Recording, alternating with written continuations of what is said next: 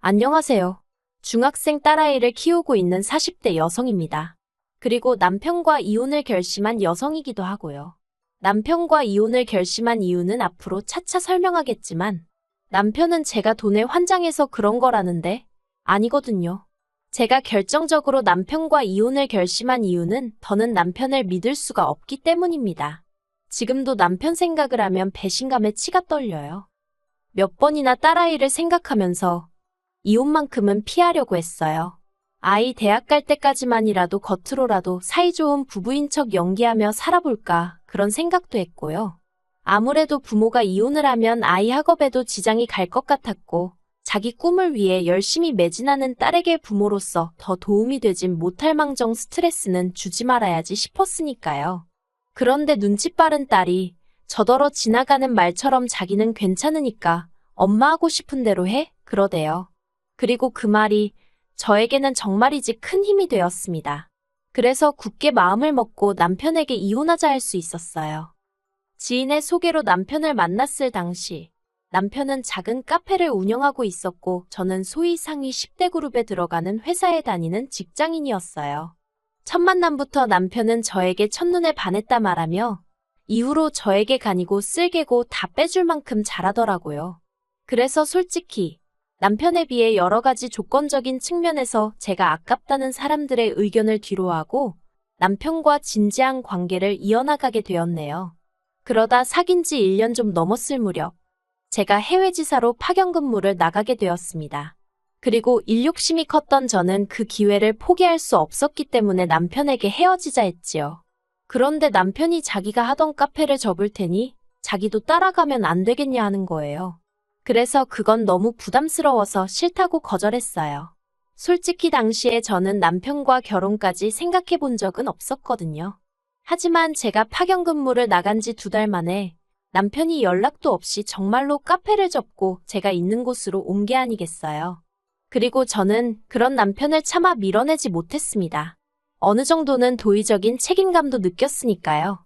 그래서 2년의 파견 근무를 마치고 부부의 연을 맺게 되었습니다. 한국에 돌아온 이후 남편은 다시 카페를 차렸고 저는 저대로 계속해서 직장 생활을 이어나갔습니다. 그리고 벌이는 이미 소개팅을 했을 때도 제가 조금 더 잘 벌고 있는 상황이었고 그래서 남편에게 큰 기대라는 건 없었어요. 하지만 어쩐 일인지 세월이 지나도 남편의 벌이는 나아지질 않았고 그렇다 보니 제 월급에서 상당 부분이 생활비로 지출될 수밖에 없었지요. 참고로 지금이야 반반 부담이니 생활비를 각출해서 쓰니 하는 부부들도 많지만 10여 년 전만 하더라도 그게 그렇게 흔한 일이 아니었거든요. 그렇다 보니 막말로 돈이 안 벌려서 없다는 사람을 쪼아댈 수도 없어서 그냥 그러려니 생각하고 살았습니다. 그러다 한 3, 4년 전부터는 어째서인지 가져다주는 생활비가 100만 원 남짓으로 팍 줄었습니다. 그리고 그 시기에 아이가 미술의 재능을 보이기 시작해서 교육비로 돈이 많이 들어가기 시작한 때였거든요.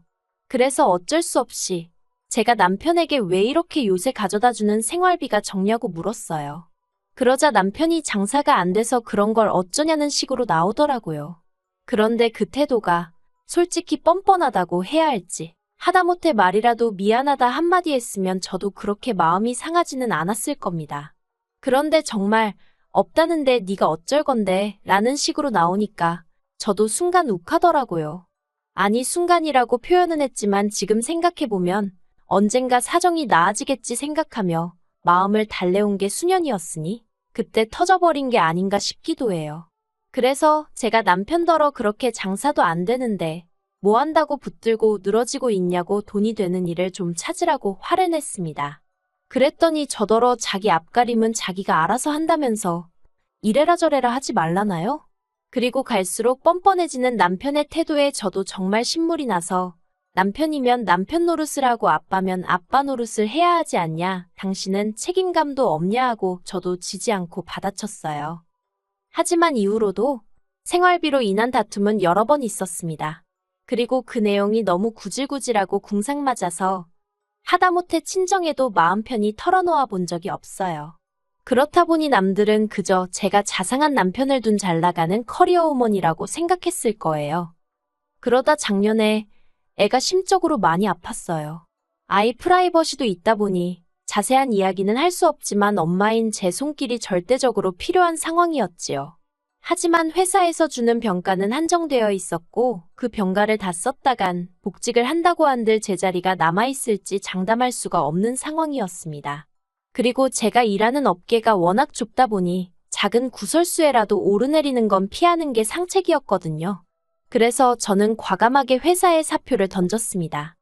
그런데 아이가 아파서 제가 집에 있는 동안에도, 그러니까 제 수입이 끊어지고 난 이후에도 남편이란 작자는 절대로 생활비를 100만 원 이상 가져오질 않더라고요. 그래서 한 번은 제가 도대체 이걸로 어떻게 생활을 하라는 거냐고 따지고드니 저더러 한다는 말이 돈 벌 때 따로 안 모아놓고 뭐 했냐입니다. 어이가 없어서 따로 어떻게 모으냐고 따졌어요.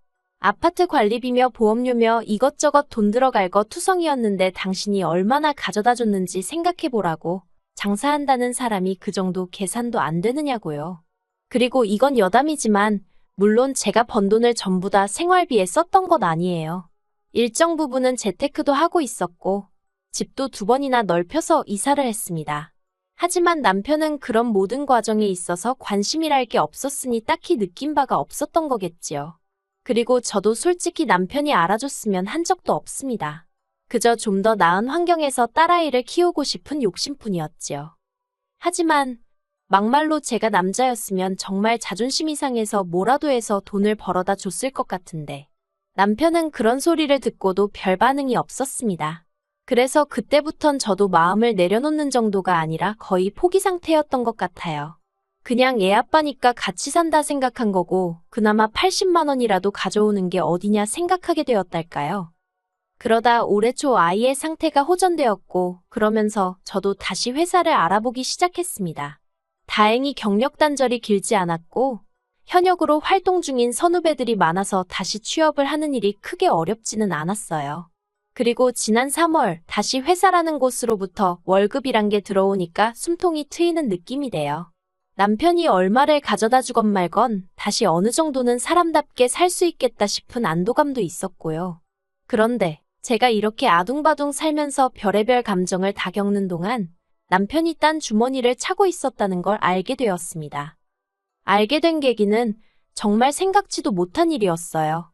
평소에 저는 남편 방에 잘 들어가지 않는데 이유는 간단했습니다. 정말 돼지우리처럼 지저분한데 손도 못 대게 했거든요. 거기에 카페에 관련된 세금 서류부터 시작해서 5만 가지가 자기만 아는 위치에 있다면서 어쩌다 청소라도 한번 해주려고 하면 아주 발광을 해댔으니까요. 그런데 엊그제는 제가 급하게 컴퓨터를 써야 하는 상황이었는데 제 컴퓨터가 먹통이 돼서 도통되지를 않는 거예요. 그래서 어쩔 수 없이 남편 모르게 살짝 쓰면 되겠지 하고 남편 방에 들어갔어요. 남편은 마침 샤워 중이었거든요. 그런데 컴퓨터 화면을 딱 켜니까 은행에서 뭘 확인했었는지 그대로 창이 열려 있더라고요. 그리고 거기엔 생각지도 못한 금액의 잔고가 적혀 있었습니다. 저는 처음에 제가 헛걸봤나 잘못 읽었나 싶어서 몇 번이나 자릿수를 세봤어요.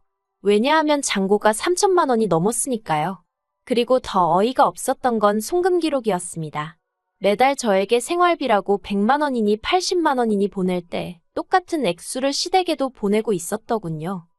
시부모님도 그러시겠지만 저도 시부모님을 생각하면 할 말이 아주 많습니다. 당연히 좋은 이야기는 아니고요. 어디서부터 어떻게 이야기해야 할까 싶지만 결혼 초부터 그랬던 것은 아니고 아이가 태어나면서 갈등의 골이 깊어졌어요. 결혼하자마자 아이를 낳게 된 건 사실 시부모님의 영향이 컸거든요.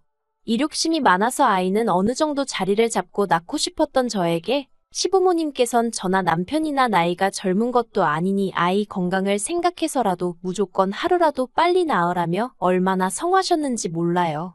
그리고 아이를 낳기만 하면 키우는 건 도맡아 도와주시겠단 말씀도 몇 번이나 하셨고요. 그런데 막상 아이를 갖고 나니, 아니 아이의 성별을 말씀드리고 나니 태도를 싹 바꾸셨습니다. 당신들도 건강이 좋지 않으니 아이는 친정에 맡기던지 아니면 저더러 회사를 관두고 보라고요. 그리고 그제서야 시부모님이 그토록 기다리던 손주는 손자에 한정된 것임을 알게 되었고 이후로 저는 친정어머니의 손을 빌려야만 했습니다.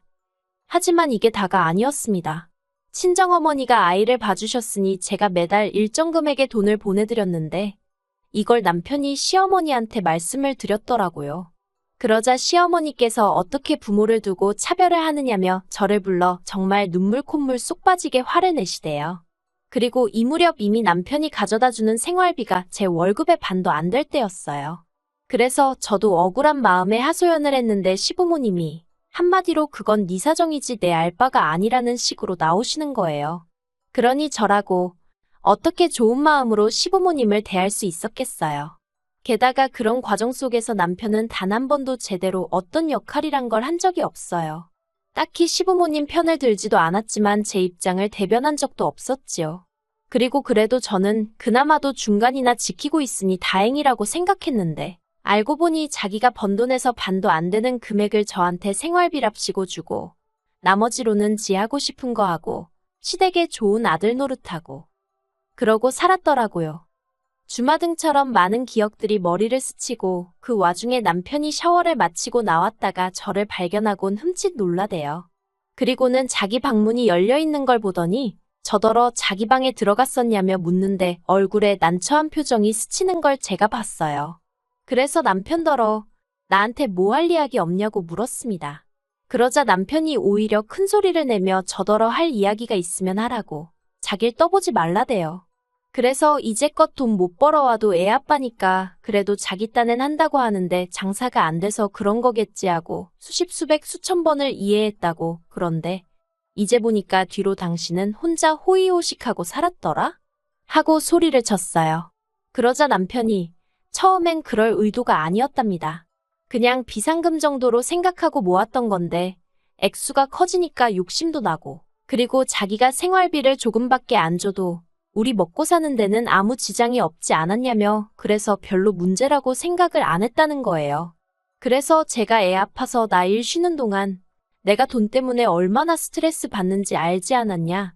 애 상담 한번 갔다 오면 10얼마씩 까먹는 것도 알지 않았냐. 그런데도 당신 나한테 생활비랍시고 겨우 돈 100만 원도 안 되는 돈 갖다 준 거 말고 단돈 10원이라도 더 주려고 해본 적 있냐. 정말 그간 가슴에 맺혀있던 말들을 미친 듯이 쏟아냈습니다. 그리고는 왜인지 눈물이 얼마나 흐르던지 단지 슬퍼서가 아니라 그간 서러움, 억울함, 그 모든 게 눈물이 되어 쏟아져 나오는 기분이었어요. 그리고 이후로 남편과 일주일 동안 냉전을 치렀습니다. 정확히 말하자면 저는 남편을 없는 사람 취급했고 남편은 그런 제 눈치를 보더라고요. 10여 년을 같이 살면서 셀 수 없는 싸움을 해왔지만 그렇게 남편을 철저히 무시해본 건 처음이었는데 그래서인지 남편이 제 눈치를 정말 많이 보대요. 그리고 그런 남편의 모습이 제 눈에는 어찌나 비열해 보이던지 사랑이 없어도 부모로서 평생을 함께 가려고 했습니다. 능력이 없는 남자여도 제가 선택한 사람이고 제 아이의 아빠니까 제가 책임지려고 했어요. 그런데 남편이란 작자에게는 능력뿐만이 아니라 책임감도 의리도 없다는 걸 알게 되니까 하루하루가 지나갈수록 더 꼴도 보기 싫어지대요. 그래서 결국 남편에게 도저히 그냥 넘어갈 수가 없다고 이혼하자 했습니다. 그 3천만 원 내놓으란 소리 안 한다고 대신 이 집이나 양육권 그 어느 것 하나 욕심내지 말라는 말과 함께요.